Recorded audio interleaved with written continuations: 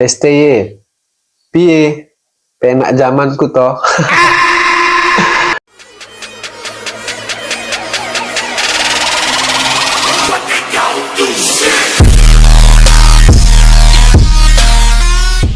Oke, kembali lagi bersama saya Roger Tonga yang akan membahas tentang komentar-komentar netizen yang lucu, unik, dan sedikit berani ya mengenai tentang berita-berita terupdate di dunia hari ini. Nah, sekarang yang paling update yaitu tentang Timnas Indonesia yang berhadapan dengan Timnas Australia di lanjutan round 3 kualifikasi Piala Dunia 2026, di mana skornya sangat menyedihkan untuk timnas kita yaitu 5-1 ya. Nah, ini beritanya. Apa komentar kalian tentang Patrick Kluivert di debut pertamanya? Nah, kita lihat ya komentar yang pertama. Total football. Salah. Kalah total. Betul. Iya ya. Nah, jadi harapan federasi kita melihat timnas Indonesia yang sebelumnya yang dianggap pelatih STY hanya monoton, yaitu pemainnya bertahan dan counter. Ini permainan tadi malam yang dibuat oleh Patrick Kluivert yaitu total football. Nah, apa yang didapat dari total football? Bukannya menang, malah kalah total. Ya, jadi kita itu sebenarnya, saya juga pelatih ya, tapi walaupun pelatih amatir, yaitu pelatih sepak bola usia dini. Nah, kita juga bisa melihat ya strategi apa yang harus kita buat melihat lawan besar atau sama setara dengan kita ya.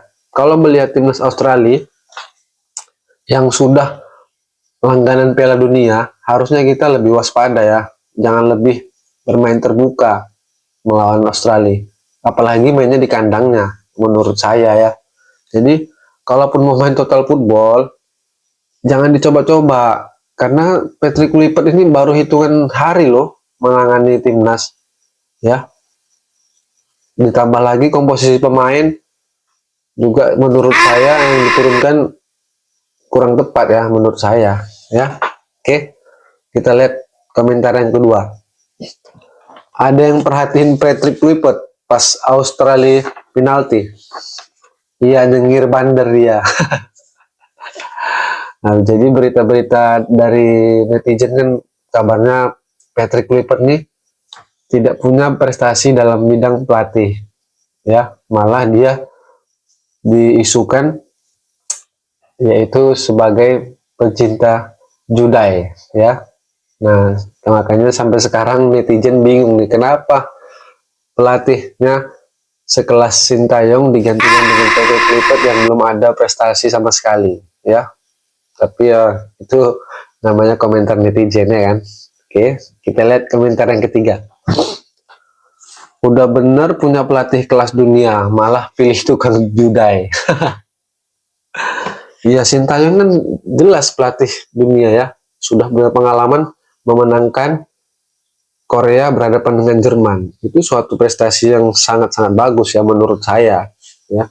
Sekelas Jerman loh dikalahi oleh pemain Asia yang saat itu dilatih oleh Sintayong.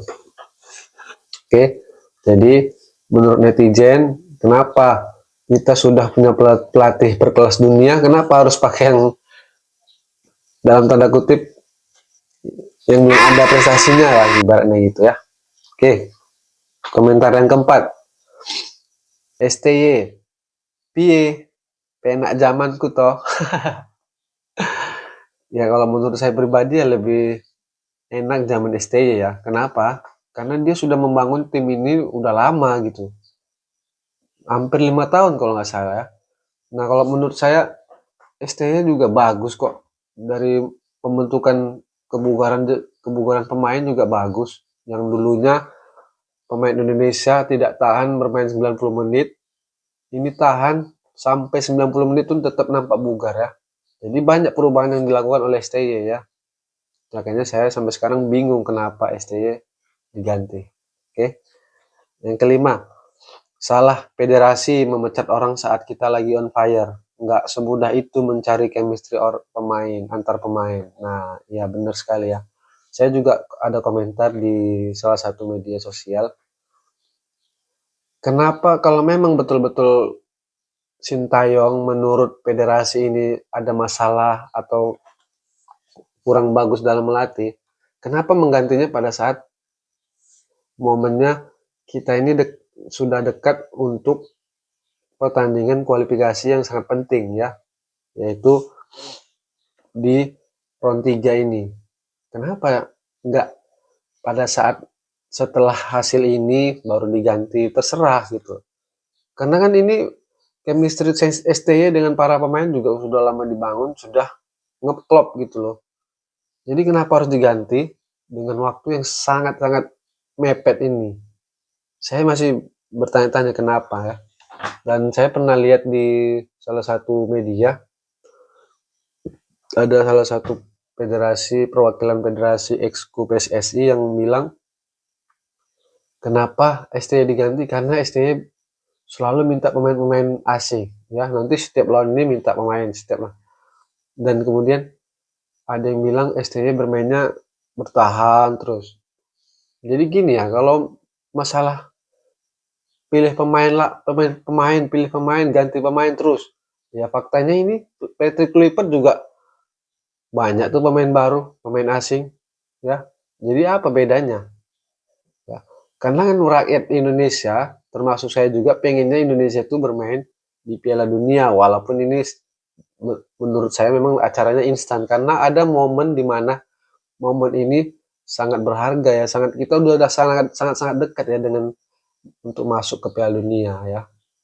Jadi saya rasa kok STY dipecat karena hal itu kurang tepat ya. Yang kedua, karena mainnya dianggap bertahan counter.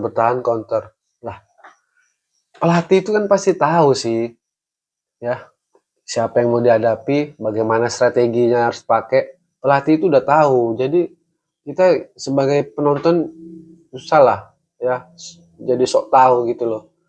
Kalau nggak tahu bagus diam, ibaratnya gitulah ya. Karena kalau mau mengharapkan total football, ya kita bukan tim yang mempunyai kriteria total football menurut saya ya.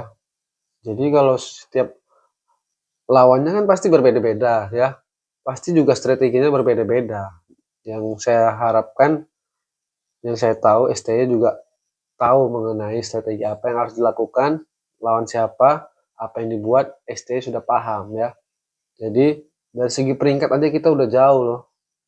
Faktanya kita bisa menang lawan Arab Saudi ya.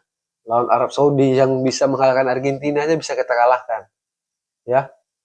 Jadi saya sangat-sangat kecewa lah dengan pergantian STY, bukan kepada pergantian dia gantinya Patrick Kluivert itu ya, bukan, tapi apa namanya, waktunya tidak tepat ya mengganti STY saat Indonesia lagi on fire bersama STY ya. Nah, isu-isu yang beredar pemain dengan STY itu ada komunikasi, saya rasa, saya juga nggak percaya, tapi nggak tahu lah ya. Nah, bagaimana peluang kita di timnas untuk lolos ke Piala Dunia 2026 semakin tipis dan semakin kecil, tapi harapan itu masih ada ya. Mudah-mudahan kita diberi keberuntungan di pertandingan berikutnya ya, melawan Bahrain di kandang, melawan Cina di kandang, dan terakhir melawan Raja Asia Jepang, mainnya di Jepang pula ya. Oke, doa yang terbaik untuk timnas. Hala Madrid. Oke, terima kasih kepada kalian semua yang sudah menonton video ini. Mudah-mudahan kita juga semua berdoa untuk timnas Indonesia supaya menang dan lolos ke Piala Dunia. Like video ini kalau suka, dislike kalau tidak suka. Jangan lupa subscribe dan komentar. Oke, bye-bye.